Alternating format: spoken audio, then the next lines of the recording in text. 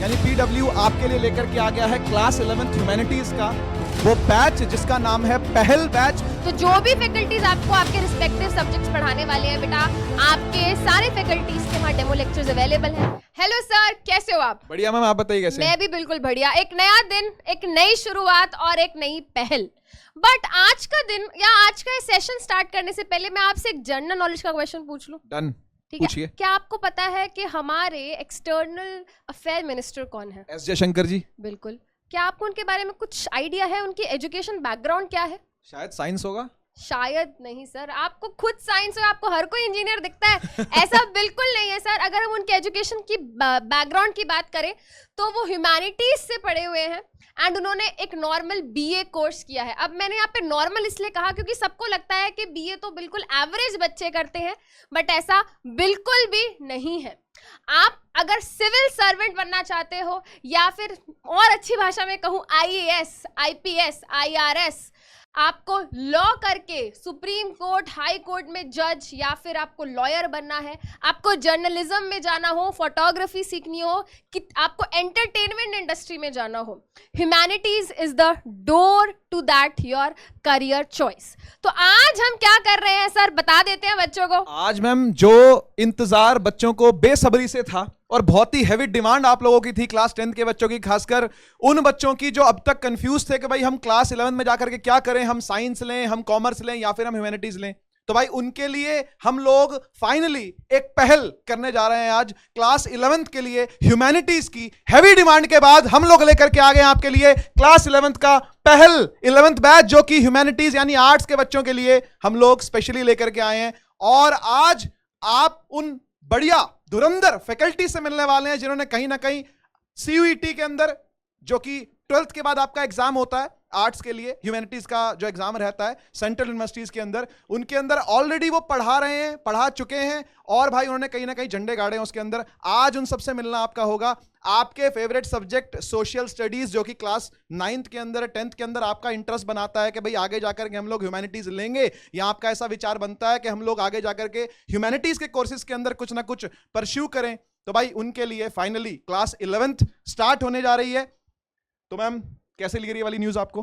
बहुत अच्छी लग रही है, बहुत एक्साइटेड। और मुझे लगता इसी है एक्साइटमेंट के साथ एक बार मैं चाहती हूँ कि सारे के सारे फैकल्टीज आए। प्लीज मैम आ जाइए, प्लीज सर, एक बार सब लोग हाई कर दीजिए बच्चों को आकर के, प्लीज। Welcome welcome welcome. बहुत ही वेल नोन फेसेस हैं सर, ये सभी की सभी फैकल्टीज हमारे ऑलरेडी एग्जिस्टिंग सीयूईटी वाला चैनल पे बहुत ही कमेंडेबल, बहुत ही अच्छे तरीके से बच्चों के फेवरेट बन चुके हैं ऑलरेडी। बेटा आप इन सब फेसेस को जानते होंगे ऑलरेडी। आप के जो सीनियर्स हैं वो इन सब टीचर्स से, इन सब फैकल्टी से पढ़ चुके हैं। क्लास 12th में सीयूईटी एग्जाम की प्रिपरेशन करी है उन्होंने, एंड यही सेट ऑफ टीचर्स, यही धुरंधर टीचर्स आपको बेटा क्लास 11th में मिलने वाले हैं। आज हम जानेंगे 1 बाय 1 करके कि बैच की डिटेल्स क्या है, बैच कब शुरू हो रहा है, क्या प्राइस है, क्या हमारा शेड्यूल रहने वाला है। तो भाई शक्लें याद कर ली, चलो चलिए ठीक एक है, एक करके सबसे मिलेंगे, एक करके सबसे बात करेंगे।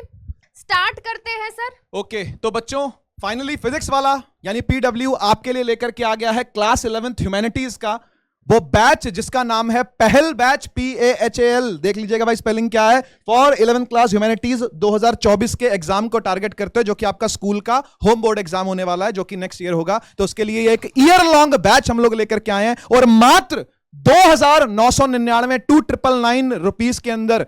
ये भाई कोई महीने की फीस नहीं है, ये पूरे साल की फीस है। और भाई मुझे लगता है सारे सब्जेक्ट्स की फीस, सारे सब्जेक्ट्स की फीस है बिल्कुल। और ऐसा नहीं है कि आपकी सिर्फ 1 या 2 क्लासेस होंगी बेटा, आपकी पूरे वीक क्लासेस चलेंगी, प्रॉपर शेड्यूल आपको मिलेगा। सिर्फ क्लासेस ही नहीं और भी बहुत सारी एक्साइटमेंट बढ़ने वाली है जब मैं आपको बताऊंगी कि आपको क्लासेस के अलावा और कितनी सारी ऑफरिंग्स इसमें मिलने वाली है। तो भाई ये बात क्लियर हो गई कि क्यों इसको कह रहे हैं 2024, क्योंकि अगले साल आपको एग्जाम्स। एंड सर ये भी बता दीजिए कौन से बोर्ड के लिए है ये? हम ये CBSE बोर्ड के लिए बैच रहने वाला है और एक एक करके सभी टीचर्स आएंगे, आपसे इंटरेक्ट करेंगे अपने अपने सब्जेक्ट्स के बारे में। चलते हैं हम लोग पहले बैच की थोड़ी सी डिटेल्स देख लेते हैं। तो ये बैच वैसे तो यार इंग्लिश रहने वाला है। इंग्लिश का मतलब ये होता है कि जैसे हम लोग आपसे बात कर रहे हैं, तो मैं आपसे अभी हिंदी में बात कर रहा हूं, मैं आपसे हिंदी में बात कर रहा हूं, लेकिन पीछे स्लाइड जो लिखी हुई आ रही है वो इंग्लिश में लिखी हुई आ रही है ना। इसी का मतलब होता है हिंदी और इंग्लिश का कॉम्बिनेशन इंग्लिश, ठीक है। बैच का प्राइस आप लोगों ने देख लिया, 2999 है ये अभी के लिए। बैच के कुछ इंपॉर्टेंट यूएसपीज हैं जो कि आप पीछे देख रहे हैं। मैम एक एक करके सबको बताते चलते हैं। Full syllabus coverage for CBSE class 11th humanities. तो बेटा जो हमारा सीबीएसई बोर्ड का जो भी प्रेस्क्राइब सिलेबस रहता है, एनसीईआरटी जहां पे फॉलो होती है, जो भी आपका सिलेबस है, प्रॉपर सिलेबस आपको कवर कराया जाएगा क्लास 11th ह्यूमैनिटीज का, ठीक है। Live classes for better interaction of students. Ma'am ये क्लास लाइव होने के पीछे क्या रीजन है? क्यों ना हम रिकॉर्डेड ही प्रोवाइड करते हैं बच्चों को? सर देखिए, लाइव क्लास जैसे मैं आपसे क्वेश्चन पूछूंगी, आप मेरी बात का आंसर दोगे, सेम। अब कोई बच्चा क्वेश्चन पूछना चाहता है टीचर से, तो वहां पे बच्चे को ऑप्शन मिलेगा, चैट के थ्रू बच्चा अपना क्वेश्चन पूछ सकता है। बिल्कुल लाइव मैच जैसे चलता है वैसे ही लाइव क्लास चलेगी। एंड यहाँ पे बेनिफिट क्या है, बच्चा क्वेश्चन पूछेगा, टीचर उस क्वेश्चन को देख सकता है, एंड बिल्कुल साथ के साथ तभी के तभी उसी टाइम पे बच्चे का डाउट क्लियर हो जाएगा। तो मैम एक टू वे इंटरेक्शन बच्चा और टीचर के बीच में हमेशा बना रहता है, तो इसलिए लाइव लेक्चर्स रहने वाले हैं। बैच कंप्लीटली लाइव रहने वाला है। लेकिन अगर आपसे मान लीजिए कोई क्लास छूट गई, कहीं जाना पड़ गया, कहीं शादी आ गई, कहीं घूमने निकल गए, है ना भाई, मोमोज खाने चले गए, तो फिर क्या करोगे भाई? फिर कैसे करोगे? रिकॉर्डेड लेक्चर देखेंगे। यस, तो वो लाइव लेक्चर जो होगा वो तो चलो आपसे मिस हो गया, कोई बात नहीं, लेकिन उस लाइव की रिकॉर्डिंग हमेशा अवेलेबल रहेगी। और मैम कितनी बार देख सकते हो उस रिकॉर्डेड लेक्चर को? टाइम्स। एंड सर मुझे लगता है ये बहुत ही अच्छा फीचर है, क्योंकि जब हम छोटे होते थे तो हम ट्यूशन में कई बार लेट पहुंचते थे, तो स्टार्टिंग के 10 मिनट की क्लास मिस हो जाती थी, फिर पीछे पीछे मास्टर जी के घूमना पड़ता था कि अरे स्टार्टिंग का पढ़ा दो। बिल्कुल। अब ऐसा नहीं है बेटा, हो सकता है आपका स्टार्टिंग का 10 मिनट का लेक्चर छूट गया, तो कोई नहीं भाई, उसको रिवाइंड करके देख लो, बार बार देख लो, तो ये दिक्कत आनी ही नहीं है। अपने पेस पे देख लो, कितनी मर्जी बार उसका रिवीजन करो आप, चाहे आप उसको 2x पर देखो, आप उसको 1.5x पर देखो। जैसा फीचर YouTube आपको देता है, same to same feature PW app आपको देने वाली है। ये बैच अभी से लाइव हो चुका है फिजिक्स वाला की ऐप पर। भाई प्ले स्टोर से जाकर के डाउनलोड करनी पड़ेगी, लेकिन आपको फिजिक्स वाला की ऐप लॉगिन करना पड़ेगा, OTP डालना पड़ेगा, और आपको ह्यूमैनिटीज के सेक्शन के अंदर ये पहल बैच मिल जाएगा। नहीं तो आप सर्च बार के अंदर आप टाइप कर दीजिएगा PAHAL पहल, और आपको ये बैच मिल जाएगा। तो ऐसा बिल्कुल भी नहीं है कि सिर्फ लाइव ही देखनी है बेटा, लाइव क्लासेस होंगी, मर्जी आपकी है कि आपको लाइव देखनी है या फिर रिकॉर्डेड देखनी है। बट आई विल सजेस्ट कि लाइव देखो, एक्सपीरियंस ही बहुत अलग होता है। बिल्कुल। Best and highly experience teachers. तो भाई फिजिक्स वाला के सभी फैकल्टीज ऑसम है, ये बात अलग सर। एंड सभी बच्चे सभी बोलते हैं, एंड ये बात बेटा आप ट्रूली एक्सपीरियंस भी करने वाले हो जब ये आपका बैच शुरू होगा। एंड बैच शुरू होने का क्यों वेट करना है, ऑलरेडी आपके ऑसम फैकल्टीज के ऑसम डेमो लेक्चर्स आपको वहां मिल जाएंगे। तो जो भी फैकल्टीज आपको आपके रिस्पेक्टिव सब्जेक्ट्स पढ़ाने वाले हैं बेटा, आपके सारे फैकल्टीज के वहां डेमो लेक्चर्स अवेलेबल हैं, तो आप खुद जाके एक्सपीरियंस कर सकते हो कि कितने highly qualified and experience teachers आपको पढ़ाने वाले हैं। राइट और अभी मिलने भी वाले हैं उनसे, 5 मिनट बस रुक जाओ, है ना, मिलते हैं सभी से। तो नेक्स्ट आता है DPP and notes attached with every video lecture. ये DPP क्या चीज होती है? तो मैं एक बार बुला लूं मैम जरा। बिल्कुल सर। तो प्लीज मोनिका मैम यहां पर आ जाइए और बताइए कि DPP क्या चीज होती है, प्लीज बच्चों को समझाइए। यस, सो बेसिकली DPP का मतलब होता है डेली प्रैक्टिस पेपर। मींस जो भी हम आपको डेली क्लास में पढ़ाएंगे, जितना भी हम लोगों ने चैप्टर का पोर्शन कवर किया होगा, अब उस चैप्टर के पोर्शन में से कैसे किस किस तरीके के क्वेश्चंस आ सकते हैं, वो DPPs हम फैकल्टीज खुद बैठकर तैयार करते हैं, और सबसे बड़ी बात है उसका सॉल्यूशन भी आपको प्रोवाइड कराते हैं। सो ये आपके लिए एक बहुत बड़ा प्लस पॉइंट रहने वाला है कि सॉल्यूशन आपको साथ मिलेगा। और वो DPPs जब हम टीचर्स खुद क्रिएट करते हैं तो हम बहुत एक 1% ऊपर लेवल पर बनाते हैं, लाइक 1% लेवल जो आपका पेपर में आ सकता है, उससे एक अप लेवल पर हम लोग जाकर बनाते हैं। Right, thank you ma'am. Ma'am एक बात और आपसे पूछनी थी, ये जो सोल्यूशन रहने वाला है ये सिर्फ टेक्स्ट फॉर्म में रहेगा या वीडियो फॉर्मेट में भी रहने वाला है ये? सर हमारी पूरी कोशिश रहेगी, बिल्कुल पूरी कोशिश रहेगी कि टेक्स्ट के साथ साथ हम लोग वीडियो सोल्यूशन भी डालें, बिल्कुल, सो दैट स्टूडेंट्स, कई बार क्या होता है ना, पढ़ने की बजाय जो सुना हुआ होता है और देखा हुआ होता है वो बहुत जल्दी याद हो जाता है। राइट, ठीक है, thank you so much ma'am. तो भाई समझ में आ गई बात कि DPP का मतलब है डेली प्रैक्टिस पेपर। बढ़िया से बढ़िया सवाल आपके लिए टीचर क्यूरेट करके लाएंगे, साथ ही साथ उसके वीडियो सोल्यूशन भी आपके लिए लाए जाएंगे। और नोट्स मिलेंगे आपको सभी लेक्चर के साथ। नोट्स का मतलब क्या होता है कि पीछे जो भी टीचर पढ़ाएगा, जो भी अपने हाथ से लिखेगा, वो पीडीएफ फॉर्मेट के अंदर वीडियो के नीचे ही आपको क्लास खत्म होने के बाद अटैच्ड फॉर्म में मिल जाएगा। आप उसको वहां से डाउनलोड कर सकते हो और n नंबर ऑफ टाइम्स पढ़ सकते हो, प्रिंट आउट निकालो, उससे अपने नोट्स बनाओ, जैसा आप चाहो वैसा कर सकते हो। स्टूडेंट परफॉर्मेंस सेंट्रिक बैच, अब इसका क्या मतलब है? देखो बेटा, सिर्फ पढ़ाई कर लेना काफी नहीं होता, नोट्स बनाना हो, टेस्ट हो, ठीक है, प्रीवियस ईयर क्वेश्चंस हो, एवरीथिंग इज इंपॉर्टेंट आपकी ओवरऑल पढ़ाई के लिए, है ना। सिर्फ लेक्चर देख लेना काफी नहीं है। तो अगर हम इस बैच की बात करें तो भाई आपको आपके हाईली क्वालिफाइड एक्सपीरियंस टीचर तो पढ़ाएंगे ही पढ़ाएंगे, जैसा कि मैम ने कहा डीपीपीज भी मिलेंगे। सर ने बताया बेटा आपको जो पीडीएफ नोट्स हैं वो मिलने वाले हैं, एज वेल एज आपके रेगुलर टेस्ट होने वाले हैं। एंड वो टेस्ट बेटा आपकी प्रॉपर आपको एक रिपोर्ट मिलने वाली है, सो दैट आप अपनी परफॉर्मेंस को एनालाइज करो कि मैं कहाँ लैग कर रहा हूँ, कहाँ मुझे ज़्यादा मेहनत करने की ज़रूरत है। ये एक बहुत अच्छा फीचर भी है जो हमारी ऐप में है, जिसको हम आगे डिस्कस करेंगे। तो ओवरऑल आपकी क्या परफॉर्मेंस चल रही है, आपकी पढ़ाई कैसी चल रही है, आप डीपीपी सॉल्व कर रहे हो नहीं कर रहे हो, हर चीज़ की रिपोर्ट आपको मिलने वाली है।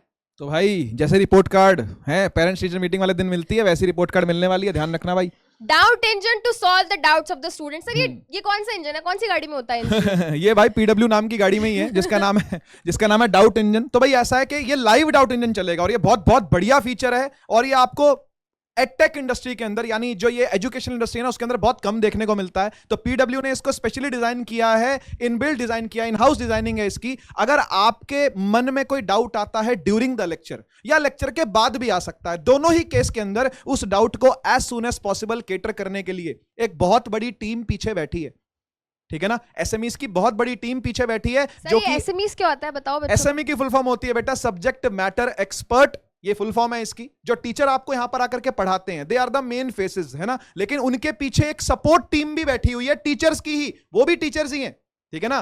तो वो क्या करेंगे, आपके डाउट को विद इन फ्यू मिनट्स उसको केटर करते हैं और उसको वहीं पर क्लियर कर दिया जाता है नीचे आपके जो डाउट आएगा उसके रिप्लाई के अंदर ही। तो देखेंगे इसको भी कि डाउट इंजन क्या चीज है और कैसे काम करता है ये। आगे चलते हैं हम। इंटरैक्टिव डाउट सॉल्यूशन सेशंस, तो भाई ये तो होता ही है। अगर मान लेते हैं आपने कोई चैप्टर पढ़ा, ठीक है ना, अब उसके अंदर हो सकते हैं आपको मल्टीपल डाउट्स आए, तो एंड में जाकर के जैसे ही वो चैप्टर कंप्लीट होता है, उस चैप्टर के जुड़े हुए जितने भी डाउट्स होते हैं, फैकल्टी खुद क्लास में आकर के, टीचर खुद क्लास में आकर के वो डाउट्स लेकर के आएंगे और आपके बीच में उसको डिस्कस करेंगे। तो एक काफी इंटरैक्टिव सेशन ये रहने वाला होता है। एंड डाउट्स आने बेटा बहुत जरूरी है। बिल्कुल, अगर आपको डाउट्स नहीं आ रहे हैं ना, इसका मतलब है कि आपकी पढ़ाई में कोई कमी है।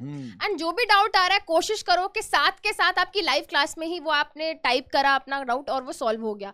इफ इन केस ऐसा होता है तो डाउट इंजन पे जाओ, वहां पे तो सॉल्व होगा ही होगा। एंड वहां से भी बेटा अगर तसल्ली नहीं होती है तो भाई आपके जो टीचर्स हैं वो आपके लाइव डाउट सेशन लेंगे, तो वहां क्लियर हो जाएगा। तो डाउट कोई बचना चाहिए ही नहीं। और मैम लास्ट टॉपिक है प्रैक्टिस टेस्ट होंगे, एग्जाम ओरिएंटेड प्रिपरेशन। ये टेस्ट होने क्यों जरूरी होते हैं? मैं कौशल मैम को इनवाइट करना चाहता हूं यहाँ पर। मैम ये टेस्ट की क्या जरूरत होती है? प्लीज मैम आइए और एक बार बच्चों को थोड़ा सा गाइड कीजिए, क्यों वो रेगुलर टेस्ट दें।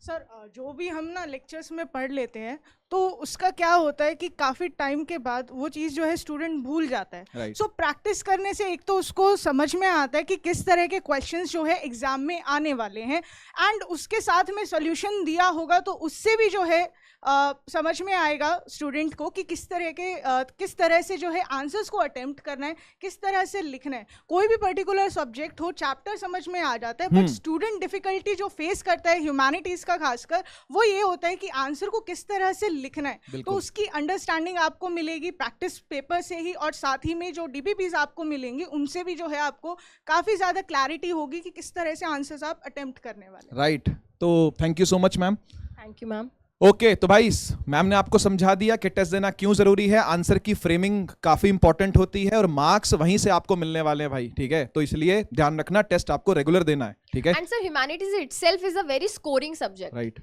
बहुत थ्योरी पढ़ता है बच्चा, बट आखिरी में दिक्कत यही आती है, जैसे कि मैम ने कहा, याद नहीं रहता। तो बेटा टीचर्स आपको ये भी बहुत अच्छे से स्ट्रैटेजीज आपके साथ शेयर करने वाले हैं अपने एक्सपीरियंस के साथ, जो उन्होंने सीखा है तो वो आपके साथ अपनी स्ट्रैटेजी शेयर करेंगे कि कैसे आप अपनी ये मेमोराइज करके आप अपने आंसर्स को और बेटर तरीके से लिख सकते हो। ठीक है, आगे चलते हैं ma'am.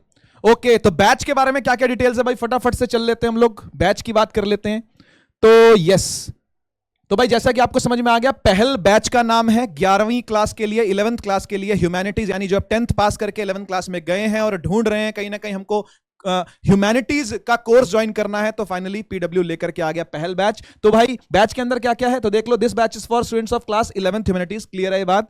It will cover the 11th class syllabus of 6 subject हैं टोटल जो कि आपको पढ़ाए जाएंगे। Number 1 history, geography, pol science, economics, English और हिंदी, ये 6 सब्जेक्ट्स को लेकर के पहल बैच जो है वो पहली पहल कर रहा है, तो ठीक है ना। तो इसीलिए क्लासेस कब से स्टार्ट होंगी? हाँ। भाई तो क्लासेस स्टार्ट होने वाली है बहुत ही जल्दी, 31 जुलाई, राइट? ज्यादा टाइम नहीं बचा है, फटाफट से एनरोल कर लो अगर ह्यूमैनिटीज ले लिया है तो, ठीक है। तो भाई 31 जुलाई से क्लासेस आपके स्टार्ट हो जाएंगी। बैच ओरिएंटेशन, सर ये ओरिएंटेशन क्या होता है? तो यार बैच ओरिएंटेशन के अंदर बेसिकली आप ही के चहेते टीचर्स आपके बीच में आते हैं, ठीक है, और पूरी ऐप का, पीडब्ल्यू ऐप का पूरा वॉक थ्रू करा के दिखाएंगे आपको सब चीजों का, कि भाई कहां से आपने जाके क्लास को ज्वाइन करना है, कहां से जाकर के आपने नोट्स को डाउनलोड करना है, कहां से जाकर के आपने टेस्ट देना है, कहां से जाकर के आपने डीपीपी का सॉल्यूशन देखना है, कहां से जाकर के आपने डाउट पूछना है, कहां से जाकर के आपने लेक्चर का फीडबैक देना है। ये सारी बातें आपको टीचर्स आकर के आपके बीच में बताएंगे। 28 जुलाई को रहने वाला है बैच ओरिएंटेशन सेशन, तो इसके बारे में आपको बाकी डिटेल्स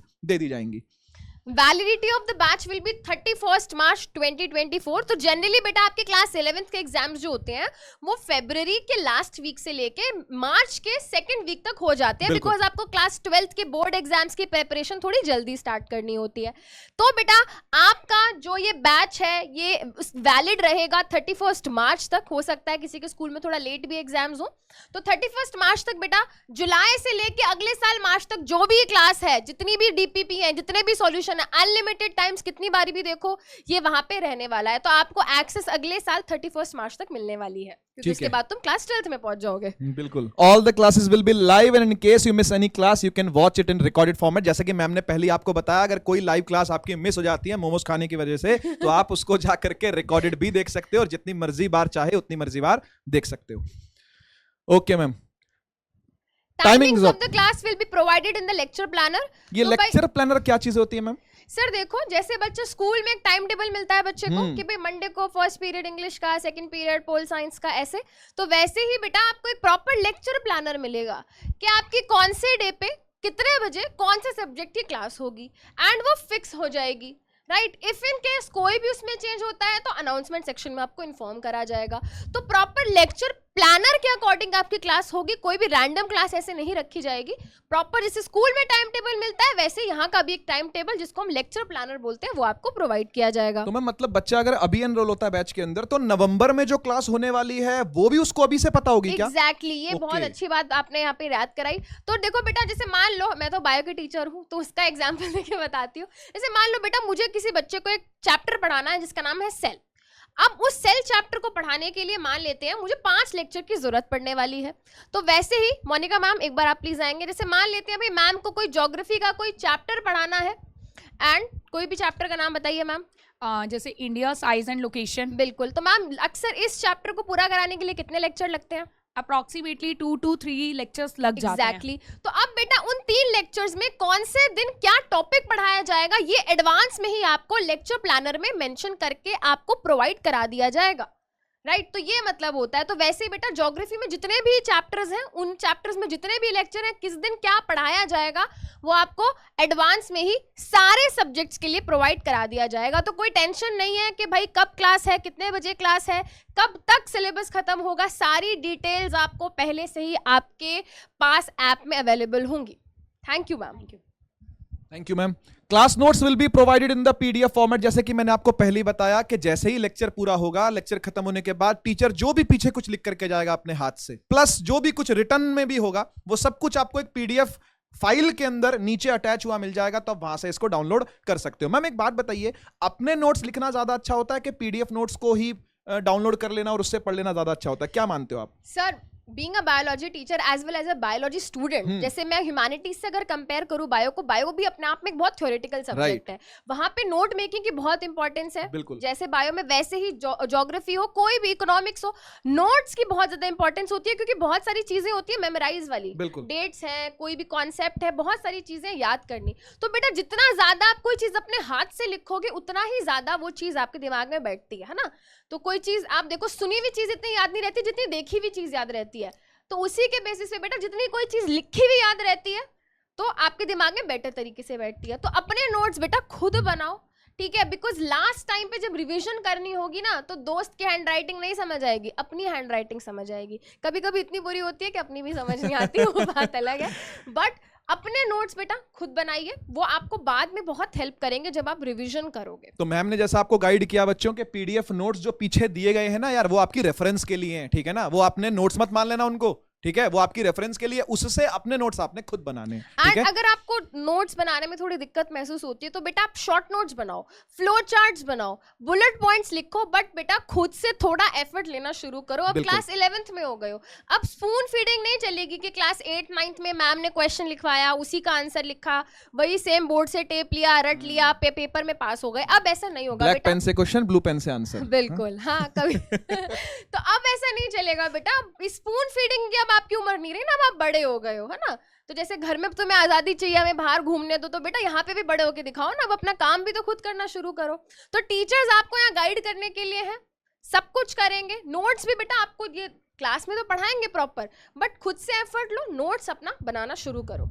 चलिए आगे चलते हैं। डीपीपी, जैसा कि आपको मोनिका मैम ने अभी आकर बताया थोड़ी देर पहले कि डेली प्रैक्टिस प्रॉब्लम या डेली प्रैक्टिस पेपर, 10 से 15 बेस्ट सवाल जो टीचर को लगेंगे यार कि ये बच्चे को एज अ होमवर्क देने चाहिए, वो एज अ होमवर्क आपको एक शीट के अंदर प्रोवाइड किया जाएगा विद वीडियो सॉल्यूशन भी लिखा हुआ है। With solution will be provided to solve the most relevant questions. Student will also be given practice test for exam oriented. ये अगेन मैम ने आपको, कौशल मैम ने आकर के आपको बताया कि टेस्ट देना क्यों जरूरी होता है और रेगुलर टेस्ट देते रहना चाहिए, आप सभी के लिए ये जरूरी है बहुत। Okay, regular doubt clearing sessions होंगे जो कि बैच के अंदर ही चलेंगे, ठीक है ना, जैसे क्लासेस चलेंगी ना वैसे ही लाइव आपके बीच में आकर के जो आपके फैकल्टीज हैं, डियर फैकल्टीज है, रिस्पेक्टेड फैकल्टीज हैं, वो आकर के आपके साथ डाउट्स को डिस्कस करेंगे। आपके जो भी रेलेवेंट डाउट्स, कॉमन डाउट्स सबके होंगे, ठीक है। तो सर ये इतने सारे फीचर्स बच्चों को सिर्फ 299 में मिल रहे हैं? मैम इतने में तो पिज्जा पार्टी हो जाती है। बिल्कुल सर, ज्यादा ही हो जाती है। ज्यादा ही हो जाती है। एंड बेटा 299 में पूरे साल की पढ़ाई, सारे सब्जेक्ट्स की पढ़ाई, एक बार पैसा देना है भाई। हाँ। 299 और पूरे साल के लिए आप एनरोल हो जाओगे बैच के अंदर, ये सारे फीचर्स के साथ। अभी और बहुत सारे फीचर्स हैं, मैम बताने वाले हैं आपको उन फीचर्स के बारे में भी। लेकिन भाई सबसे ज्यादा एक्साइटिंग जो बारी है वो ये है ना, कि आप सभी जानना चाहते हैं कि आपके डियर फैकल्टी कौन हैं, कौन होने वाले हैं, वो आए आपके बीच में अपनी बातों को रखें। तो मैं सबसे पहले इन्वाइट करना चाहता हूं हमारी रिस्पेक्टेड कौशल मैम को। प्लीज मैम आइए और थोड़ा सा अपने सब्जेक्ट के बारे में बताइए। Thank you sir. So English जो सब्जेक्ट है वो आपका 4 सेक्शंस में होने वाला है। That is reading comprehension, writing होगा, ग्रामर होगा एंड लिटरेचर होगा। इंग्लिश की जो है, अगर मैं लिटरेचर की बात करूँ तो स्टूडेंट्स क्या करते हैं, समरी पढ़े एंड क्वेश्चन जो है अटेम्प्ट करना जब स्टार्ट करते हैं तो वहाँ पर अटक जाते हैं। सो हम जो है चैप्टर्स को सिर्फ और सिर्फ समरी हम जो है रीड नहीं करने वाले हैं, हम लाइन टू लाइन जो है चैप्टर्स को समझेंगे। एंड इसके अलावा जो NCERT क्वेश्चंस हैं आपका जो बन के आते हैं उनके बारे में भी डिस्कशन होगा। उसके अलावा जिस तरह के क्वेश्चंस जिनके चांसेस होते हैं आपके एग्जाम में आने के, उन क्वेश्चंस को भी हम डिस्कस करेंगे। अब उन्हीं से रिलेटेड आपको DPP में मिलेंगी, अब उनमें क्या होंगे और जो है आपके लिए क्वेश्चंस होंगे। सो कोई भी सब्जेक्ट हो उसको जितना ज़्यादा आप प्रैक्टिस करते हैं उतना ही ज़्यादा जो है आप उसमें स्कोर कर पाते हैं। So that was about English literature. And grammar भी अगर मैं बात करूं तो ग्रामर में भी काफ़ी सारी मिस्टेक्स होती है, जैसे टेंसेज ही हो गया। अब टेंसेज तो हम छोटी क्लासेस से पढ़ते आ रहे हैं, बट स्टिल 11th क्लास के बच्चों को भी जो है उसमें डिफिकल्टी होती है। हमें भी हो जाती है, आज भी हमें डिफिकल्टी हो जाती है, हम हैज़ हैव में कंफ्यूज हो जाते हैं। आज भी जो है बच्चे कंफ्यूज हो जाते हैं।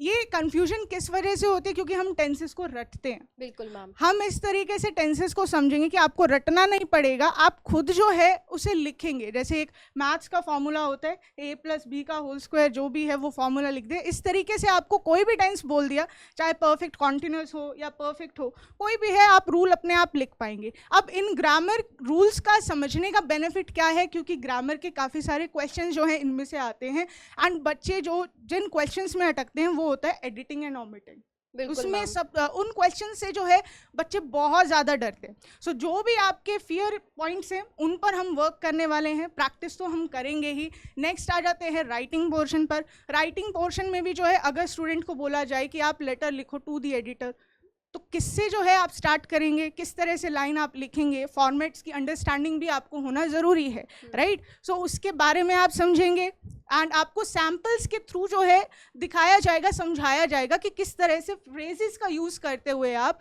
एक बेटर वे में लेटर को जो है फ्रेम कर सकते हैं। अब इंग्लिश सब्जेक्ट के लिए तो देखिए बताने को बहुत कुछ है, तो जब हमारी क्लासेस होंगी आप खुद देखेंगे किस तरीके से हम पढ़ेंगे एंड किस तरीके से जो है हम क्वेश्चंस को भी प्रैक्टिस करेंगे। Thank you so much ma'am. Ma'am, बच्चों को ना एक डाउट बहुत मतलब एक प्रॉब्लम जो आती है इंग्लिश सब्जेक्ट में वो होती है आंसर राइटिंग, चाहे वो लेटर राइटिंग हो या डायरी राइटिंग हो, लिटरेचर की हो। तो आंसर राइटिंग बच्चा कैसे अपनी और बेटर कर सकता है, आप क्या बताना चाहोगे? देखिए, अगर आपको राइटिंग अपनी इम्प्रूव करनी है ना, पहला तो रीडिंग से ही वो होगा। एंड रीडिंग आप कहाँ से मतलब सीखेंगे? लेक्चर से आप सीखेंगे। जैसे कुछ लाइंस होती हैं जो थोड़ा इंटरेस्टिंग होती है, आपको मेन जो है राइटिंग, आप जो भी है, कोई भी आपको मैंने प्लेन कोई पैराग्राफ लिख कर दे दिया, आपको वो बिल्कुल भी इंटरेस्टिंग लग ही नहीं रहा है, तो आप उसे आगे क्यों पढ़ना चाहोगे? तो मैम वो आप बच्चों को सिखाओगे कैसे अपने आंसर को इंटरेस्टिंग बनाना है? For sure. देखिए, इंग्लिश में जो है सिर्फ और सिर्फ लिखना ही नहीं, आपको लिखना इस तरीके से होता है कि जो रीडर है वो इंटरेस्टेड हो, बिल्कुल, वो आगे उस चीज़ को पढ़े। उन पर भी जो है हम काम करेंगे, किस तरीके से जो है, किस तरह से लाइंस का, कुछ वोकैब्स का, कुछ ईडियम्स का, कुछ फ्रेजेस का भी यूज़ कैसे जो है आप राइटिंग में यूज़ कर सकते हैं, एंड उनसे जो है बहुत ज़्यादा इम्प्रूव होने वाले हैं आपकी राइटिंग स्किल्स। अब ये तो है बात आपकी 11th की। नेक्स्ट ईयर जब आप 12th कर चुके होंगे एंड आप CUET का जो है प्रिपरेशन कर रहे होंगे, तो वहाँ पर भी ग्रामर के काफ़ी सारे रूल्स आएंगे। जो 11th-12th तक जो आप इंग्लिश पढ़ेंगे, रीडिंग कॉम्प्रीहेंशन के भी क्वेश्चन CUET में आते हैं, तो वहाँ की जो प्रैक्टिस आप जो मतलब 12th के बाद कर रहे होंगे, उसकी शुरुआत आपकी 11th ग्रेड से ही होती है। तो इसका बेस अभी से ही आपका डेवलप होना शुरू हो जाएगा, सो दैट जब आप अपना क्लास 12th के बाद कॉम्पिटिटिव एग्जाम के लिए प्रिपेयर करोगे, कॉलेज में एडमिशन के लिए प्रिपेयर करोगे, तो आपको दिक्कत नहीं होगी कि यार क्लास 11th में ढंग से पढ़ाई नहीं करी, क्योंकि यहाँ पे आपके बेसिक कॉन्सेप्ट्स बहुत क्लियर हो जाएंगे। Right ma'am? Thank you so much ma'am. तो बच्चों, मैम को आप देख सकते हैं जा करके फिजिक्स वाला की ऐप पर। जैसे ही पहल बैच को आप ओपन करेंगे, नीचे मैम के डेमो लेक्चर आपके लिए अवेलेबल हो जाएंगे। अदरवाइज आप YouTube पर भी सर्च कर सकते हो। यार ये सब YouTube के धुरंधर हैं, CUET वाला चैनल के ऊपर सब लोग छा रखे हैं भाई, ठीक है ना। आप बस सर्च करना कौशल मैम इंग्लिश, बस इतना बहुत है, और मैम के वीडियोस आपको मिलने चालू हो जाएंगे। चलिए नेक्स्ट हम लोग इन्वाइट करते हैं देवेंद्र सर को। प्लीज सर आइए, रिस्पेक्टेड देवेंद्र सर, प्लीज अपने सब्जेक्ट के बारे में भी कुछ कहिए। MCOM, MA, B.Ed सब कुछ तो सर यहाँ पे लिखा हुआ है, काफी हाईली क्वालिफाइड टीचर आपके। Devendra sir, over to you. जैसे मैं बात करूँगा इकोनॉमिक्स की, तो 9th-10th में ये हमने जो पढ़ा है और हम जो 11th-12th में पढ़ने जा रहे हैं, ये काफ़ी डिफरेंट रहता है। तो अगर हम बात करें इकोनॉमिक्स की, तो बहुत ज़्यादा लोगों में कन्फ्यूज़न रहता है कि किस तरह से इसको पढ़ा जाए, क्योंकि हमने हिस्ट्री हुआ, पॉलिटी हुआ, ज्योग्राफी हुआ, हम शुरुआत से पढ़ते हुए आ रहे हैं सोशल स्टडीज़ में, लेकिन इकोनॉमिक्स को इतना अच्छे से हम लोग नहीं पढ़ते। तो मैं बात करूँ अगर इकोनॉमिक्स की, तो ये कोई नया सब्जेक्ट नहीं है। एक छोटे से बच्चे को कि अगर आप 10 रुपये दोगे ना, तो वो भी उसमें इकोनॉमिक्स लगाना शुरू कर देता है कि मैं इस रुपये का यूज़ किस तरह से करूँ कि मुझे मैक्सिमम मेरा जो सेटिस्फेक्शन है वो मुझे मिले।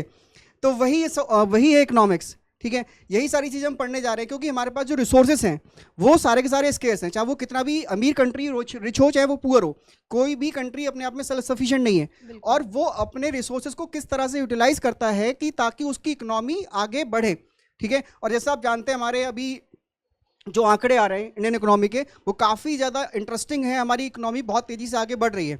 तो ये सारी चीज़ें आप तब सीखोगे जब आप एक बेहतर तरीके से, कॉम्प्रिहेंसिव तरीके से चीज़ों को पढ़ोगे। क्या क्या आपके इकोनॉमिक्स एक तरह का साइंस है। अगर मैं बात करूँ 11th में, तो वहाँ पर आपका माइक्रो इकोनॉमिक्स आता है, और उसके साथ साथ आप लोग पढ़ते हो वहाँ पर स्टैटिस्टिक्स, ठीक है। तो स्टैटिस्टिक्स आपका कुछ हद तक मैथ को टच करता है। ठीक है। तो आपको यहाँ पर मैथ्स के कुछ फॉर्मूलेज हैं, उसी के बेसिस पर आपको स्टैटिस्टिक्स पढ़ना है, ताकि आप आंकड़े जो है सरकार के या फिर किसी भी गवर्नमेंट के या फिर आप किसी भी इंडस्ट्री के अच्छे से पढ़ पाओ और उसके आधार पर आप आगे की पॉलिसी मेकिंग कर पाओ। ठीक है, तो ये सारी चीज़ें आप तभी कर पाओगे जब आपने बहुत अच्छे से पढ़ाई करी होगी। ठीक है, तो मैं मानता हूँ कि हर व्यक्ति जो इस धरती पर रह रहा है वो अपने आप में इकोनॉमिस्ट है। ठीक है, हाँ बिल्कुल सही बात, मैम इसमें कोई गलत बात नहीं है, क्योंकि आपकी बात करूँ, आप अगर आपको जैसे सैलरी मिलती है ना, तो आपकी वो लिमिटेड है ना, लेकिन अब उसके बाद आपकी जो इच्छाएं जो वो हैं वो बहुत ज्यादा जागृत हो जाती है, 20 रुपए का करना क्या है ना। तो ऐसे ही मुझे मिलता है, तो मैं भी अपनी इच्छाएं रखता हूँ। ठीक है, और हर व्यक्ति की जो ज़रूरतें हैं वो अलग अलग होती हैं, और वो उसी तरह से अपनी चीज़ों को, अपने रिसोर्सेज को यूटिलाइज करता है ताकि वो अच्छे से उनको काम कर पाए। ठीक है, बिल्कुल सर। एक चीज होती है टीवी में ना, आजकल बताते हैं कि ये लिक्विड हो गया, वो लिक्विड हो गया, और रिसेशन आ रहा है। मुझे ना बहुत सारे टर्म समझ नहीं आते क्योंकि इकोनॉमिक्स नहीं पढ़ी। तो मान ले कोई बच्चा है जिसने 9th 10th में अपने बेसिक कॉन्सेप्ट्स क्लियर नहीं करे इकोनॉमिक्स के, और वो 11th में ह्यूमैनिटीज में इकोनॉमिक्स ले रहा है, तो क्या आप उसको बेसिक टू एडवांस पढ़ाओगे? बिल्कुल बिल्कुल बिल्कुल। जो आप मेरा डेमो लेक्चर ले सकते हो, जैसे मैंने जो फर्स्ट लेक्चर अभी डेमो में जो दिया है उसमें मैंने आपको बहुत बारीकी सी चीज़ समझाई हैं। जैसे कि अगर हम बात करें इकोनॉमिक्स में, तो आप पढ़ते हो फाइनल गुड्स। ठीक है, अंतिम वस्तुएं। जैसे अगर मैं बात करूं, आप अपने लिए ब्रेड लेकर आए, ठीक है, तो ब्रेड जो है वो आपका फाइनल गुड है। ठीक है, क्योंकि वो आप इसमें ज़्यादा कोई वैल्यूएडिशन नहीं कर रहे। लेकिन अगर वही ब्रेड एक रेस्टोरेंट वाला खरीदता है और उससे वो ब्रेड पकौड़ा बनाता है, तो उसके लिए वो फाइनल गुड नहीं है, उसके लिए वो इंटरमीडिएट गुड्स रहेगा। ठीक है, तो ये बहुत अच्छे से मैंने सारी चीज़ें डेमो लेक्चर्स में बताई हैं। आप जो मेरा भी एनालिसिस हुआ है वहाँ पर आप देख सकते हो कि बहुत अच्छे से सारी चीज़ें आपको यहाँ पर बताई जाएंगी, कोई भी डाउट आपका नहीं रहने वाला है। बहुत बढ़िया, बहुत बढ़िया। Thank you so much sir. And बेटा, सर आपको पढ़ाने वाले इकोनॉमिक्स, सर का डेमो लेक्चर भी बेटा ऐप में अवेलेबल है। सर ने बहुत इंटरेस्टिंग बातें बताई, बहुत इंटरेस्टिंग टर्म्स बताए, जो मुझे लग रहा है कि मेरे को भी सर का लेक्चर देख लेना चाहिए। थोड़ी बेसिक नॉलेज आ जाएगी इकोनॉमिक्स में, थोड़ी बहुत तो जरूरी है। बिल्कुल हाँ। अब मुझे लगता है कि आज के दौर में हमें अप टू डेट रहना बहुत जरूरी है, एंड गवर्नमेंट की पॉलिसीज को अगर समझना है, आजकल तो मुझे लग रहा है न्यूज की जो हेडलाइंस होती हैं उनको भी समझना है, तो थोड़ी बहुत इकोनॉमिक्स तो देखो ये वैसे भी बहुत प्रैक्टिकल सब्जेक्ट साउंड हो रहा है, जैसा सर ने अपने डेली लाइफ से जोड़ करके कैसे इकोनॉमिक्स को बताया। तो भाई सर आप ये देखो ना, बच्चा चाहे इकोनॉमिक्स पढ़े, डॉक्टर बने या इंजीनियर बने, पैसा तो कमाएगा। बिल्कुल, सबको कमाना है पैसा, कैसे खर्चना है वो तो उसको आना चाहिए। राइट, एक गृहिणी होती है, ठीक है, हाउसवाइफ होती है, वो भी पैसे खर्चती है, उसको भी पता है कि कैसे खर्चा कहाँ क्या करना है। राइट, तो यार पॉकेट मनी कैसे तुम्हें अपनी संभालनी है, सर सिखा देंगे तुम्हें। चलिए नेक्स्ट इनवाइट करते हैं हम लोग मोनिका मैम को। मोनिका मैम प्लीज आइए, ज्योग्राफी के धुरंधर टीचर, बहुत ही पहले से फिजिक्स वाला के साथ जुड़े रहे हैं। Ma'am please. Thank you sir. So basically hello students, मैं आपको ज्योग्राफी कराऊंगी। सो सबसे पहले तो ज्योग्राफी के बारे में क्या रहता है ना, इट्स अ प्रैक्टिकल सब्जेक्ट। ये नहीं है इसमें आपको रट्टा मारना है। फॉर एग्जाम्पल, आप जहाँ पर रह रहे हैं, जैसे काफ़ी सारे स्टूडेंट्स कहते हैं कि हम मैम इस स्टेट से बिलोंग करते हैं, इस स्टेट से बिलोंग करते हैं, तो ये जो चीज़ें हैं आपको इन्हीं मतलब किस लैंड पे आप रह रहे हैं, किस तरीके के क्लाइमेट में आप रह रहे हैं, यही सारी चीज़ें तो ज्योग्राफी में आपको बेसिकली पढ़नी होती है। सो ज्योग्राफी में जो हम आपको चीज़ें कराएंगे वो प्रैक्टिकल कराएंगे, लाइक अपने आसपास के एनवायरनमेंट से कनेक्ट करके सीख सकें। जैसे मैं आपको एग्जांपल देती हूँ। एक बार एक स्टूडेंट था, वो कंफ्यूज हो गया कि मैम मुझे समझ नहीं आ रहा रेड सॉइल जो है वो कौन से स्टेट्स में मिलती है।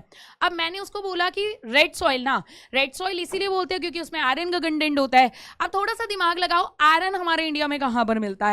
छत्तीसगढ़, झारखंड, ओडिशा। तो ऑफ कोर्स हमारी जो रेड सॉइल भी है वो भी उन्हीं स्टेट्स में ही मिलती है। तो इस तरीके से आप क्या कर सकते हैं, आप अपने कंटेंट को अपने एनवायरनमेंट से कनेक्टिविटी करके पढ़िएगा, और इसी तरीके से ही हम आपको पढ़ाएंगे। ये हमारी ज्योग्राफी का सबसे एक मेन पार्ट रहेगा।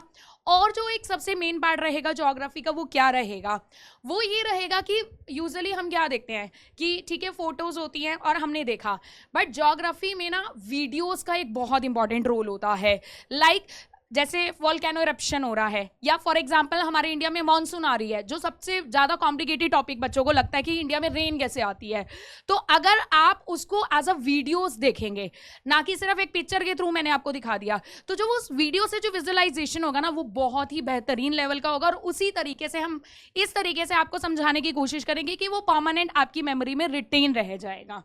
मैम थ्योरी के साथ साथ, वीडियो के साथ साथ आप मैप वर्क भी कराने वाले हो बच्चों को क्लास में? बिल्कुल बिल्कुल। मैप का सबसे इंपॉर्टेंट रोल होता है। बहुत ज़्यादा ज़रूरी होता है कि सबसे पहले आप अपने इंडिया या अपने लैंड को जानें, और वो तभी हो सकता है मैप के थ्रू, क्योंकि मैप आपको एक कंप्लीट विजुअलाइजेशन प्रोवाइड करता है।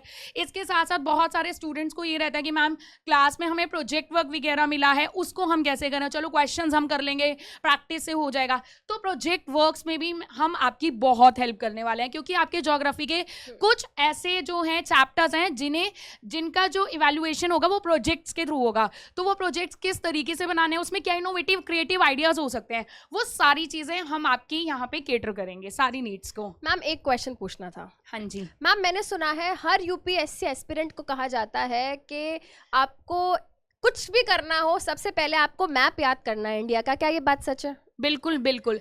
हम ऑफ कोर्स इंडिया में रहते हैं, हम भारत के नागरिक हैं, तो भारत के बारे में तो ऑफ कोर्स आपको पता ही होना चाहिए। तो ये बहुत ज़्यादा ज़रूरी है, क्योंकि जैसा कि मैंने आपको बताया कि मैप आपको पूरा एक विजुअलाइजेशन प्रोवाइड कर देता है, और साथ ही साथ कहना सिर्फ उसको देखना नहीं, उसको प्रैक्टिकल करना। आपका कोई स्टूडेंट है, मान लीजिए आपके ऑनलाइन कोई फ्रेंड्स हैं, वो कहाँ कौन से स्टेट से बिलोंग करते हैं, उनके स्टेट्स की क्या खासियत, ये सारी चीज़ें आप मैप के थ्रू कर सकते हैं। तो मैप बहुत बहुत ज़्यादा ज़रूरी है। मैम ज्योग्राफी मुझे लगता है कि कोई भी कॉम्पिटिटिव एग्जाम होता है, कोई भी गवर्नमेंट का कोई कॉम्पिटिटिव एग्जाम होता है, वहाँ पे ज्योग्राफी के काफी क्वेश्चंस भी पूछे जाते हैं। बिल्कुल, एक्चुअली आजकल तो बहुत ज़्यादा ट्रेंड देखा गया है कि आप किसी भी एग्जाम की प्रिपरेशन कर रहे हो, ज्योग्राफी से सबसे ज़्यादा क्वेश्चंस आने लग गए हैं। मेजॉरिटी ऑफ द क्वेश्चंस आपके ज्योग्राफी से रहते हैं, स्टैटिक जीके से बहुत सारे क्वेश्चंस रहते हैं, हमारे नेशनल पार्क है, हमारी वाइल्ड लाइफ सेंचुरीज हो गई, इन सब से बहुत सारे क्वेश्चंस रहते हैं। सो ज्योग्राफी आपके किसी भी एग्जाम को क्रैक करने में बहुत इंपॉर्टेंट रोल प्ले करता है।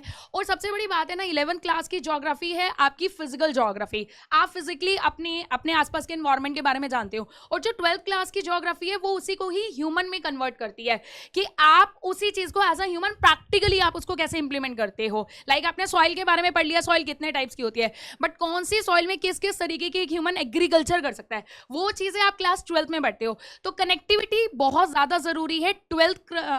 12th को अगर आपने बहुत अच्छे लेवल पे क्रॉस करना है, बहुत अच्छे मार्क्स से आपको पास होना है, तो उसके लिए 11th का बेसिक्स आपको क्लियर किया होना बहुत ज्यादा जरूरी है। मैम 9th 10th की तो ज्योग्राफी काम आएगी ही 11th बहुत ज्यादा। 9th के इनफैक्ट बहुत सारे टॉपिक ही हैं, जैसे इंडिया साइज लोकेशन है, क्लाइमेट है, ये सारी चीजें जो हैं 11th में भी हैं। तो अगर आपका 9th में फॉर एग्जाम्पल 1% अगर आपका बेस थोड़ा सा वीक रह गया था, बट हम लोग आपको बिल्कुल बेसिक से बिल्कुल मतलब मैं हमेशा अपने स्टूडेंट्स को ये चीज बोलती हूँ कि बुरा मत माना, बट मैं आपको बिल्कुल जीरो से लेके स्टार्ट करूंगी। हीरो बना दोगे? हाँ जी, जीरो से हीरो। क्योंकि मतलब मैं ये मानकर चलती हूँ कि आपको बिल्कुल कुछ नहीं आता, क्योंकि तभी हम वो एक छोटी छोटी चीज भी आपको बताएंगे जो शायद हमें लगता है कि बहुत आपके लिए इंपॉर्टेंट है, बहुत ज्यादा। Thank you so much ma'am, thank you so much. काफी कॉम्प्रिहेंसिव एंड एक्सटेंसिव आपने अच्छे से डिस्कस किया, बच्चों को बताया क्या देखने वाले हो। मैं आपको एक राज की बात बताऊं, बायोलॉजी के बाद मेरा सेकंड फेवरेट सब्जेक्ट ज्योग्राफी ही था। और मैं भी एक बात कहना चाहता हूँ मैम कि जो फिजिक्स है ना, वो उसका एडवांस वर्जन ज्योग्राफी है।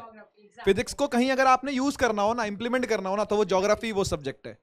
तो thank you so much ma'am. Thank you so much. तो भाई ज्योग्राफी के बाद we would like to call Rahul sir, जो कि आपको पढ़ाने वाले हैं political science, 5 years teaching experience and already CUET में बहुत सारे हजारों बच्चों को सर मेंटर कर चुके हैं। Over to you sir. Hello everyone. So guys, मैं हूँ राहुल अग्रवाल और आप मुझसे पॉलिटिकल साइंस पढ़ने वाले हैं। So ma'am, political science basically एक ऐसा सब्जेक्ट है जो चाहे कोई भी स्टूडेंट UPSC की तैयारी करे, SSC की तैयारी करे, या फिर बैंकिंग की ही तैयारी क्यों ना करे, political science is a subject जिसकी उसको प्रिपरेशन करनी पड़ेगी। चाहे वो छोटे लेवल पे करे, फॉर एग्जांपल कि भाई इस पर्टिकुलर स्टेट का CM कौन है, या फिर नीति आयोग का CEO कौन है, लाइक दैट।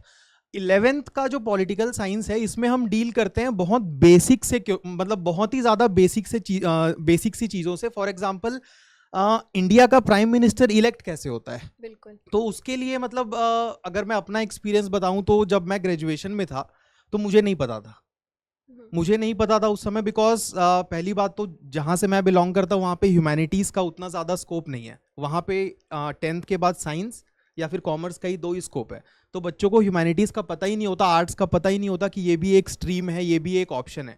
तो हमें पता ही नहीं था कि भाई MLA कैसे इलेक्ट होता है, MPs कैसे इलेक्ट होते हैं, विधानसभा क्या होती है, लोकसभा क्या होती है, वगैरह वगैरह। तो 11th का जो पॉलिटिकल साइंस है, इसमें हम डील करेंगे इन सारी चीज़ों से, जीरो से, बेसिक से, कि भाई कैसे मतलब एक कॉन्स्टिट्यूएंसी इलेक्ट होती है, फिर वहाँ पे किस तरीके से सीट्स डिवाइड होती हैं और फिर एमपीज और एमएलएज इलेक्ट होते हैं, और तब जाके हमारा एक इंडिया का पॉलिटिकल सिस्टम बनता है। तो जो पहला चैप्टर है हमारा वही है, उसका नाम है व्हाट इज कॉन्स्टिट्यूशन। तो उसमें हम डील करेंगे कि भाई कॉन्स्टिट्यूशन है क्या, देन फिर उसके बाद हम उसको आगे थोड़ा सा एडवांस लेवल पे लेके बहुत चलेंगे। अच्छी बात कही सर आपने। बहुत लोगों को यही नहीं पता कि कॉन्स्टिट्यूशन है क्या। बचपन में हमने बस एक प्रियम्बल वाला पेज पढ़ लिया था और हमको लगता था बस हो गया, हमें फंडामेंटल राइट्स और फंडामेंटल ड्यूटीज पढ़ा दी, हो गया। बट अपने आप में कॉन्स्टिट्यूशन अपने आप में एक बहुत बड़ा खुद ब खुद एक सब्जेक्ट है। बिल्कुल। एंड ये बहुत अच्छी बात कही सर कि बच्चों को या हमें खुद भी नहीं पता, हमने इतनी अवेयरनेस ही नहीं है कि भाई वाइस प्रेसिडेंट का इलेक्शन कैसे होता है, प्रेसिडेंट का इलेक्शन कैसे होता है। क्योंकि बचपन में मैंने खुद पापा को बोल दिया था कि मेरे को प्रेसिडेंट के लिए वोट देनी है, तो पापा ने कहा कि हम खुद नहीं वोट डालते हैं प्रेसिडेंट के लिए, तो तुम कैसे दोगे? आज आप 10 लोगों से पूछ लो प्रेसिडेंट इलेक्शन का, आई एम श्योर कि 7-8 लोगों को नहीं पता होगा। बिल्कुल सर, ऊपर बिल्कुल से नहीं पता होगा, लेकिन उसकी जो बेसिक चीजें हैं, जो डिटेल्स हैं कि भाई एमपीज और एमएलएज वोट करते हैं, उसमें भी सारे एमपीज वोट नहीं करते, नॉर्मल आदमी तो वोट करता ही नहीं। ये सारी चीजें ऐसी हैं जो कि मतलब मेरा मतलब बेसिक हर एक एग्जाम का एक वो रहा है कि आप अगर CUET की तैयारी कर रहे हो या फिर किसी भी एग्जाम की तैयारी कर रहे हो, तो आपकी तैयारी ऐसी नहीं होनी चाहिए कि आपको सिर्फ सब्जेक्ट की नॉलेज हो। Being an Indian, being an responsible citizen, आपको पता होना चाहिए कि यार आपका राष्ट्रपति कैसे इलेक्ट हो रहा है, चाहे वो आपके किसी भी एग्जाम में आए ना आए फर्क नहीं पड़ता, आपको पता होना चाहिए। That is the only thing that matters. Ultimately we all are citizens. And हमारी सोसाइटी में क्या हो रहा है, क्या पॉलिसीज आ रही हैं, क्योंकि देश के डायनामिक्स कंटिन्यूअसली चेंज हो रहे हैं। एंड मुझे लगता है कि पॉलिटिकल साइंस की नॉलेज होनी जरूरी है। एब्सोल्युटली। एंड हमारी लाइफ सर इन पॉलिटिक्स की वजह से बहुत अफेक्ट भी होती है, तो we should be aware about it. तो thank you so much Rahul sir. तो बेटा सर से मिलते हैं बैच में। सर का डेमो लेक्चर अवेलेबल है ऐप पे, आप जाओ and I assure you will surely love it. बहुत अच्छे से सर ने प्यार से बहुत ही बेसिक से चीज़ें समझाई हैं। आप वहाँ पे जाइए और आपको पूरा का पूरा आइडिया हो जाएगा कि सर आपको कैसे through out the year political science पढ़ाने वाले मुझे ऐसा लग रहा है हम जैसा स्मूथली सर ने अभी पूरे अपने सब्जेक्ट को समझाया ना, वैसा ही स्मूथ पूरा ट्रांजिशन रहने वाला है ये तुम्हारा 11वीं से लेकर के 12वीं तक का, है ना। तो भाई ये सफर बहुत लंबा है, अभी तो सिर्फ शुरुआत हुई है, ये तो पहल है ना। चलिए ओके, तो गरिमा मैम रहने वाले हिंदी के अंदर, हमारे साथ अभी अवेलेबल नहीं है मैम। गरिमा मैम बहुत ही highly experience and highly qualified teacher है बेटा, आपको हिंदी पढ़ाने वाले हैं। मैम MA एजुकेशन है from Awadh university. Already ma'am 1000 of students को offline as well as online Hindi पढ़ा चुकी हैं। तो हिंदी में हमको क्या लगता है यार, बचपन से हिंदी बोल रहे हैं, बचपन से हिंदी लिख रहे हैं, तो क्या दिक्कत है? ऐसा नहीं है बेटा, क्योंकि क्लास 11th में जब आते हैं तो आपको अलग अलग वो सुमित्रा पंत हम वो पढ़ते थे, आपको बेटा प्रॉपर पोएम्स होंगी, स्टोरीज होंगी, बहुत सारी चीज़ें होंगी। एंड यहाँ पे भी बेटा जैसे हम इंग्लिश में नॉवेल्स पढ़ते हैं, वैसे यहाँ पे भी आपको स्टोरीज पढ़नी रहेंगी जिनके कुछ टर्म्स होंगे, मीनिंग्स होंगे। तो अब चीज़ें इतनी आसान नहीं है, बट अब आपके टीचर्स इतने अच्छे हैं कि जो आपकी चीज़ें आसान बना देंगे।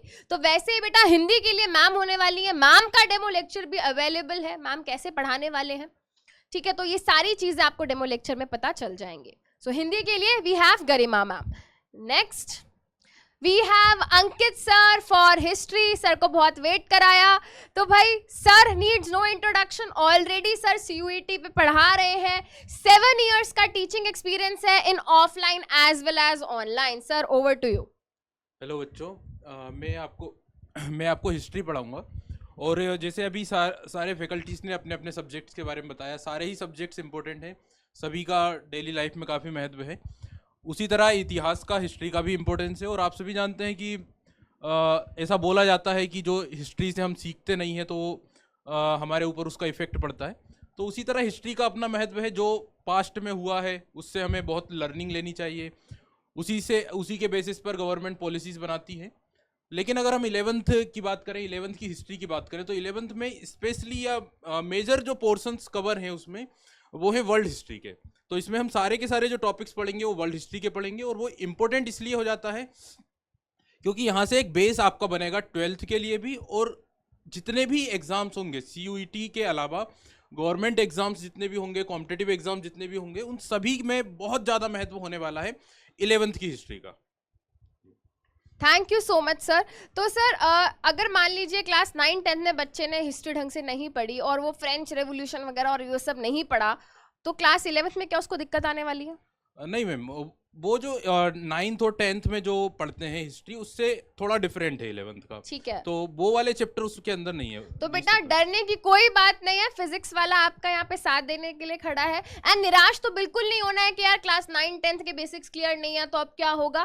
बेटा आपके बेसिक्स क्लियर करने के लिए आपके टीचर्स हैं। मोर ओवर जैसा कि सर ने बताया कि यहाँ पे सिलेबस थोड़ा चेंज है, तो बिल्कुल फ्रेश माइंड से फ्रेश शुरुआत करो, सर के साथ शुरुआत करो, अपने टीचर्स को फॉलो करो। जो भी टीचर्स आपको बताएंगे, जो भी आपको करने के लिए कहेंगे, रीड करने के लिए कहेंगे, प्रैक्टिस करने के लिए कहेंगे, उनके इंस्ट्रक्शंस को फॉलो करो and you will excel and you will get successful. Right sir? Yes ma'am. Thank you so much sir. Thank you so much sir. Okay, तो बच्चा पार्टी ये था आप लोगों का फैकल्टी से मिलना जुलना। नेक्स्ट चीज जो आती है वो है न्यू एरा ऑफ लर्निंग। तो मैम प्लीज ये क्या है नया एरा ऑफ लर्निंग, क्या कहते हैं? सर देखो, एक ट्रेडिशनल क्लासरूम होता है, बिल्कुल, टीचर आता है, टीचर पढ़ाता है, बच्चे नहीं सुनते हैं तो टीचर चला जाता है। बट यहाँ पे ऐसा बिल्कुल भी नहीं है। यहाँ पे टीचर आएगा, पढ़ाएगा, बच्चे सुनेंगे भी, डाउट भी पूछेंगे, बिल्कुल राइट, टेस्ट भी देंगे, छोटी छोटी क्विक लर्निंग वीडियो से सीखेंगे भी, एंड पेरेंट को भी पता चलेगा कि बच्चा क्या कर रहा है। ये तो बात हो गई शॉर्ट में। अब मैं बताती हूँ यहाँ क्या बात हो रही है। तो बेटा लेक्चर्स आपके चलेंगे, डीपीपी आपका होगा, टेस्ट आपका होगा। बट जैसा कि हमने कहा, हमारा एक बहुत ही न्यूली डेवलप्ड डाउट इंजन है जहां पे आप डाउट्स पूछ सकते हो। अब डाउट्स आप कैसे पूछ सकते हो? देखो बेटा, आपको कोई क्वेश्चन दिखा, आपने वो कॉपी पेस्ट करके वहां टेक्स्ट वहां डाल दिया, आपको आंसर वहां मिल जाएगा। आंसर बेटा आपको टेक्स्ट में भी मिलेगा। आपको हो सकता है कि जो भी डाउट आपका वहां बैठ के सॉल्व कर रहे हैं एसएमई, वो आपको प्रॉपर एक वॉइस नोट, जैसे व्हाट्सएप पे वॉइस नोट भेजते हो ना, वैसे ही वहां से एक वॉइस नोट आएगा, बट यहाँ पे आपका आंसर आने वाला है। नॉट ओनली दिस, मान लीजिए आपने कोई बुक में कोई क्वेश्चन देखा और आपको उस क्वेश्चन का आंसर नहीं पता क्या होगा, तो बेटा आप उस क्वेश्चन की फोटो खींच के यहाँ डाउट इंजन में अपलोड कर दो, आपको आंसर मिल जाएगा। तो भाई इंस्टाग्राम पे फोटोज अपलोड नहीं करनी, डाउट इंजन पे फोटोज अपलोड करनी है अपने डाउट की, सो दैट आपका डाउट वहां पे क्लियर हो सके। Then we have quick learning videos. तो भाई बच्चे यूट्यूब शॉर्ट्स हो, इंस्टाग्राम रील्स हो, अब तो थ्रेड्स भी आ गए हैं, पता नहीं कितनी चीजें हैं, कितना डिस्ट्रैक्शन है, राइट? हम मानते हैं कि यूट्यूब एक बहुत बड़ा क्या है, सोर्स है, राइट, एजुकेशन का, बहुत सारे इंफॉर्मेशन का सोर्स है। बहुत सारे बच्चे, आप सभी बच्चे, इवन हम भी एजुकेशन रिलेटेड वीडियोस देखने यूट्यूब पे जाते हैं, but at the same time there are lot of distractions. बहुत सारी इररेलेवेंट चीजें हैं जो हमारे किसी काम की नहीं है। तो बेटा वो डिस्ट्रैक्शंस को हटाने के लिए पीडब्ल्यू ने एक नया फीचर यहाँ पे लॉन्च किया है जिसको हम बोलते हैं क्विक लर्निंग वीडियोस। तो कोई एक्टिविटी की वीडियो है, कोई एक्सपेरिमेंट की वीडियो है, कोई क्विक कॉन्सेप्ट समझाना है टीचर को, मोटिवेशनल वीडियो भी, कोई मोटिवेशनल वीडियो है, कोई मान लीजिए कोई अपडेट आया, सीबीएसई ने सिलेबस चेंज किया, सैंपल पेपर रिलीज किया, डेट शीट आई, तो इस तरीके की छोटी छोटी क्विक लर्निंग वीडियो से बेटा आप क्या कर सकते हो, ऐप में रहते हुए भी आपको सारी इंफॉर्मेशन मिल जाएगी। तो no distraction at all, right, and relevant videos. बिल्कुल। Then we have student parent dashboard, right? भाई पेपर देते हो, रिजल्ट आता है, पेटीएम में जाना है, मम्मी पापा से मिलाना है, ठीक है? तो सेम भाई यहाँ पे ऐसा नहीं है कि हम ऑनलाइन बैठे हैं, मैं आपको नहीं देख रही, तुम तो मुझे देखोगे, मैं तुम्हें पढ़ाऊंगी, ठीक है? बट तुम्हें ऐसा लग रहा है कि हमें नहीं पता चल रहा है कि तुम क्या कर रहे हो। बेटा सबको पता चल रहा है, हमें भी पता चल रहा है, टीचर्स को, अब तुम्हारे पेरेंट्स को भी पता चलेगा। जो भी आप क्लास अटेंड करोगे उसका टाइम यहाँ पे क्या हो रहा है बेटा, नोट हो रहा है। कितने टेस्ट दे रहे हो, टेस्ट में कितने क्वेश्चन अटेम्प्ट कर रहे हो, नहीं कर रहे, कितने छोड़े, कितने नेगेटिव, सब कुछ एक एक चीज। कौन सा लेक्चर कंप्लीट किया है, कौन सा लेक्चर इनकम्प्लीट छोड़ दिया है। अगर 1 घंटे का लेक्चर है तो मान लो तुमने 40 मिनट में छोड़ दिया है ना, तो वहां पे लिखा हुआ आएगा कि 40 मिनट्स ही देखा है बस इसने। तो हर चीज की इंफॉर्मेशन आपको स्टूडेंट पेरेंट डैशबोर्ड पे मिल जाएगी। एंड बेटा ये आपको सिर्फ यही नहीं बताएगा, आपको ये भी बताएगा कि आपको भी और कितनी मेहनत करने की जरूरत है। बिल्कुल, राइट? तो प्रॉपर जो वीक एरियाज है, वीक कॉन्सेप्ट्स हैं, वो भी वहां पर शो होंगे। बिल्कुल, हाँ। तो मान लो बेटा आपका टेस्ट हुआ, आप एक चैप्टर पढ़ के गए, 2 चैप्टर आप पढ़ के नहीं गए, तो भाई ऑब्वियस सी बात है उन 2 चैप्टर से आपने क्वेश्चंस अटेम्प्ट नहीं करे, तो वहां पे आ जाएगा कि कौन से चैप्टर को पढ़ने की जरूरत है। तो ये है student parent dashboard. Next we have two way interaction between teacher and students. तो जैसा कि हमने कहा बेटा लाइव क्लासेस रहेंगी, चैट बॉक्स में आपके पास पूरा ऑप्शन रहेगा कि आप अपना डाउट वहां डालो, नॉट ओनली दिस, अभी आगे आने वाले टाइम में आपको वीडियो कॉलिंग का फीचर भी मिलने वाला है। जैसे व्हाट्सएप पे वीडियो कॉल कर लेते हैं ना, हम फेस टाइम कर लेते हैं, वैसे ही बेटा आप अपने टीचर से, अपने चहीते टीचर से वीडियो कॉल के थ्रू भी कनेक्ट कर सकते हो। But at the end of the class, कहीं पता चले स्टार्ट होते ही वीडियो कॉल कर रहे हो, ठीक है, तो आखिरी में आप वीडियो कॉल के थ्रू कनेक्ट होकर अपना डाउट भी पूछ सकते हो। Then we have doubt solving in live class by teachers. तो बेटा डाउट इंजन तो देखो है ही, कमेंट्स तो है ही, इसके अलावा जब आप क्लास में आओगे तो आपको यहाँ पे स्लाइड मैप करके एक फीचर होता है, जब आप आओगे आपको समझ आ जाएगा 1-2 दिन में। वहां पे आप मान लो बेटा कोई डाउट डाल दो, मतलब टीचर पढ़ा रहा है अभी और मेरे पढ़ाते पढ़ाते ही बच्चे को कोई डाउट आया, तो वो डाउट सेक्शन में जाके माई डाउट्स में जाके अपना डाउट टाइप कर देगा, ठीक है। तो क्लास एंड होगी, टीचर क्लास एंड करने से पहले 5 मिनट का एक सेशन ले लेगा कि भाई आज की क्लास में बच्चों को क्या क्या डाउट है, तो वहां जाके टीचर उन डाउट्स को केटर करके एड्रेस करके आपका डाउट वहां के वहां सॉल्व कर देगा। तो बेटा डाउट सॉल्व करने के तो आपको इतने ऑप्शंस मिल रहे हैं यार, कमेंट्स के थ्रू, डाउट इंजन के थ्रू, लाइव क्लासेस के थ्रू, लाइव स्पेशल सेशंस के थ्रू भी। तो डाउट्स तो बेटा आएंगे ही नहीं, और आएंगे तो सॉल्व हो जाएंगे।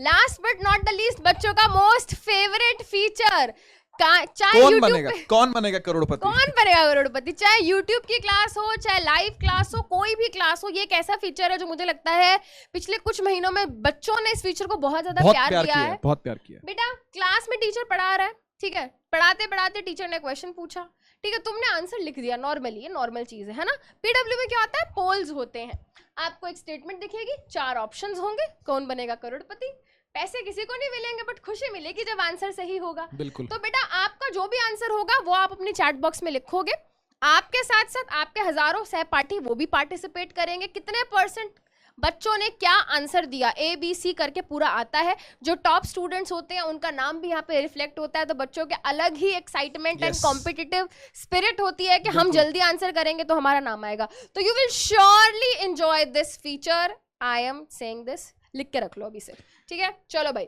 ठीक है जी। तो इसके अलावा ऐसा डाउट इंजन का जो बन के आने वाला है ना आपके लिए इंटरफेस, वो इस टाइप का होगा कि भाई ये आपका लेक्चर चल रहा होगा, ठीक है ना, तो यहां पर आप डाउट पर क्लिक करेंगे जैसे ही, तो ये साइड में एक ऐसे स्लाइड टू आस्क डाउट करके खुल जाएगा। तो जो भी स्लाइड पर आपको डाउट आ रहा है उस पर्टिकुलर स्लाइड पर जाकर के आप वहां पर डाउट पूछ सकते हो, ठीक है ना। तो ये है डाउट इंजन का फीचर। नेक्स्ट हम लोग चलते हैं पोलिंग।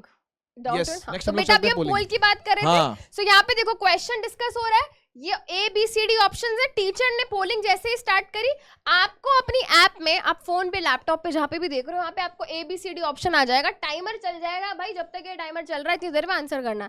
आपको लगता है ऑप्शन होगा आंसर बी सेलेक्ट करना, सबमिट आंसर, सबमिट कर दो, हम तक आंसर पहुंच जाएगा। बिल्कुल ओके। और लास्ट है फीडबैक। तो लेक्चर के अराउंड आपका कैसा फीडबैक है, टीचर का जो पढ़ाया हुआ है वो आपको कैसा लग रहा है, कैसा समझ में आ रहा है, तो आप उसको रेट कर सकते हैं आउट ऑफ 5 स्टार्स। 5 स्टार का मतलब हो गया कि बहुत बढ़िया, एक्सेलेंट टीचिंग है, और ऐसे ही 4 3 2 1 इस तरीके से, ठीक है ना। तो आप कंटिन्यू पे प्रेस करेंगे तो फीडबैक हम तक पहुंच जाएगा कि आपको लेक्चर कैसा लगा। Okay.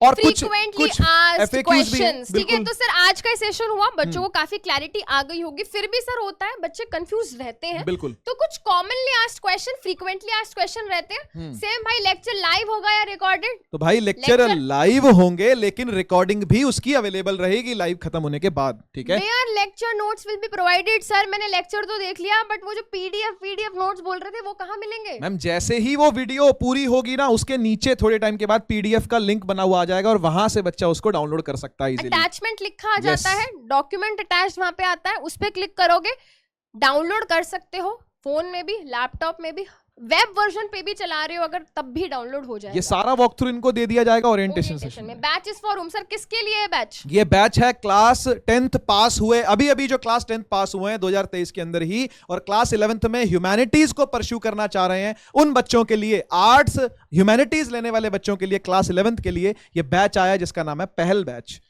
Classes will be on app और यूट्यूब पर क्लासेस नहीं होंगी, क्लास ऐप पर होगी। ये पेड बैच है, आपको ऐप डाउनलोड करना पड़ेगा, पैसा भरना पड़ेगा, पहले डेमो देख लीजिएगा, बाद में पैसा भरिएगा, है ना। कोई जल्दी नहीं है भाई बैच खरीदने की, आराम से तसल्ली से पापा को दिखा के, मम्मी को दिखा के, भैया दीदी को दिखा के आराम से डेमो देखना, बैच तब खरीदना, ठीक है ना। उनकी हार्ड एंड मनी है भाई, मेहनत से कमाया पैसा है, तो उसको सही जगह पर लगाना। ओके तो किसी भी तरीके की आपको अगर प्रॉब्लम आती है, आप कोई इशू फेस कर रहे हैं, तो आप जाकर के ऐसे मित्रा करके एक हमारा एक बॉट है, एआई बॉट है, जिससे आप जाकर के चैट कर सकते हो और कोई भी प्रॉब्लम हो तो आप उससे डिस्कस कर सकते हो, ठीक है ना। तो आप किसी भी तरीके से कांटेक्ट करिए। कोई भी पेमेंट रिलेटेड अगर आपको इशू आता है तो जैसे ही आप ऐप डाउनलोड कर लेंगे, साइड वाले जो आप मेन्यू ओपन करेंगे उस मेन्यू में इस तरीके से आपको एक पॉपअप मिल जाएगा, साइड मेन्यू मिल जाएगा। आप जा करके अबाउट अस, कॉन्टैक्ट अस कहीं पर भी क्लिक कर सकते हैं और जैसे ही आप सपोर्ट टीम को रीच करेंगे, कोई भी इशू आता है, पेमेंट इशू है, ऐप में इशू है, सब्सक्रिप्शन नहीं मिल पाया, बुक्स का कोई इशू है या बैचेस का कोई इशू है, आप यहां पर जाकर के ऑप्शन सेलेक्ट कर सकते हैं। अगर आपको पेमेंट रिलेटेड कोई भी इशू आया है तो भाई कुछ भी हो सकता है पेमेंट इशू, तो यार कि अमाउंट डिडक्ट हो गई, सब्सक्रिप्शन नहीं मिला या पेमेंट फेल हो गई, कोई EMI option, refund, double payment हो जाती है कभी कभी। टेक्निकल चीजें यार, ना आपके हाथ में ना मेरे हाथ में, किसी के हाथ में नहीं है ये, ठीक है ना। तो ऐसा अगर कुछ भी इशू आता है आप यहां पर लिख करके सबमिट कर सकते हैं। हमारी टीम 24 घंटे से लेकर 48 घंटे के बीच में आपको रीच आउट करती है थ्रू मेल। ओके तो बस इसी के साथ मैं फिर से एक बार इनवाइट करना चाहता हूं सारे रिस्पेक्टेड डियर फैकल्टीज को, प्लीज एक बार आ जाइए और हम लोग इस सेशन को पूरा कर रहे हैं। सो बैच तो बेटा आज लॉन्च हो गया है, ठीक है, एंड आपकी ओरिएंटेशन होने वाली है 28 ऑफ जुलाई को। यही आपके फेवरेट टीचर्स, आपके प्यारे प्यारे टीचर्स आपको पूरा का पूरा गाइड करेंगे। हो सकता है अभी भी आपके दिमाग में कुछ क्वेश्चंस हो, जो भी क्वेश्चंस है बेटा आप अपने डाउट्स को कमेंट्स में ड्रॉप कर दो। हम उन कमेंट्स को, वहाँ से आपके क्वेश्चंस को उठा के ओरिएंटेशन वाले दिन प्रॉपरली पूरे तरीके से कवर कर लेंगे, एड्रेस कर देंगे, राइट। यहाँ पे सर कोई मोटिवेशनल बात बच्चों को बोल जाइए, कुछ कहते कहते कुछ चलते चलते कुछ कह जाइए। देखिए बस एक ही मोटिवेशनल कोट है मेरा कि अगर आपको जीवन में कुछ पाना है ना, तो परिश्रम के बिना कुछ हासिल नहीं होता। कोई भी किसी का शॉर्टकट आज तक काम नहीं आया है। अगर आपको जीवन में अंतिम समय तक सक्षम बनना है तो आपको मेहनत भी अंतिम समय तक करनी ही पड़ेगी, ठीक है। Thank you so much. Ma'am would you like to say something? बस यही है कि फटाफट से आप लोग एनरोलमेंट कराइए और जितने भी आपके जो भी आगे आपका मोटिव है आगे बढ़ने के लिए, वो सारा मोटिव आपका यहीं से ही पूरा हो जाएगा। तो चलिए हम सभी करते हैं एक शुरुआत, एक पहल इस नई पहल की ओर।